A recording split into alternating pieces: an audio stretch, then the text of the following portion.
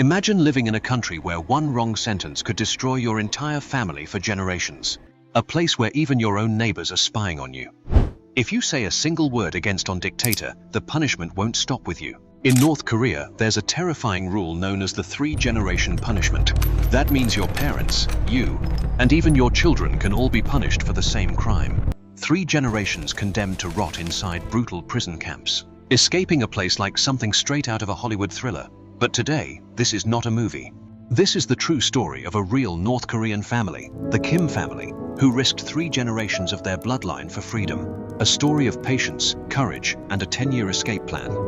When someone tries to escape North Korea, there are only 3 possible routes, and most of them end in death. First, the DMZ border, the heavily armed border between North and South Korea.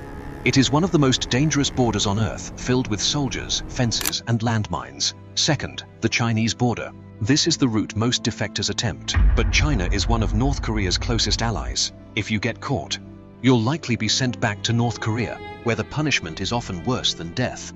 Third, the sea route. The most dangerous and least attempted option. It requires a boat, navigation skills, knowledge of the weather, and the ability to avoid military patrols. And this is the route the Kim family chose.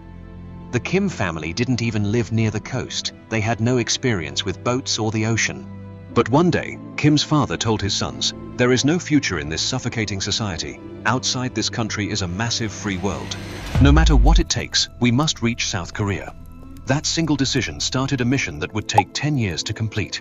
The father sent his younger son, Kim Yoo-hyo, to the coast with one mission: become a fisherman, learn how to operate a boat, and earn the system's trust. For the next 4 to 5 years, Kim Yoo-hyo worked at sea. He learned diving skills and eventually built his own wooden fishing boat. He even started bribing local guards so they would see him as a reliable and trustworthy man. Near the northern limit line, the disputed sea border, he intentionally fished in dangerous waters, carefully studying patrol routes, guard schedules, and how storms affected military surveillance.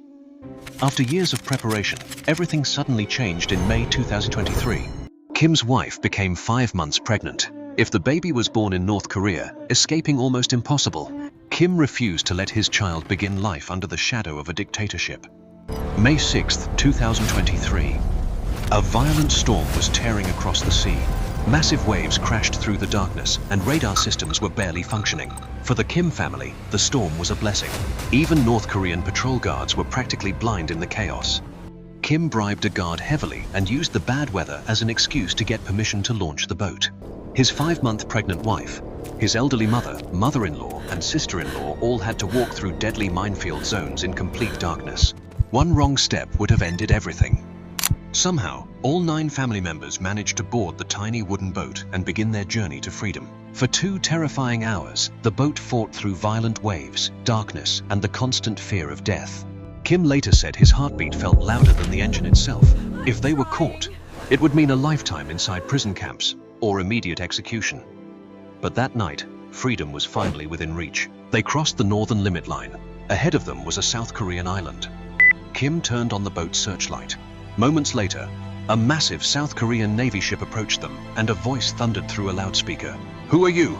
The family's answer carried 10 years of fear, sacrifice, and hope. "We escaped from North Korea.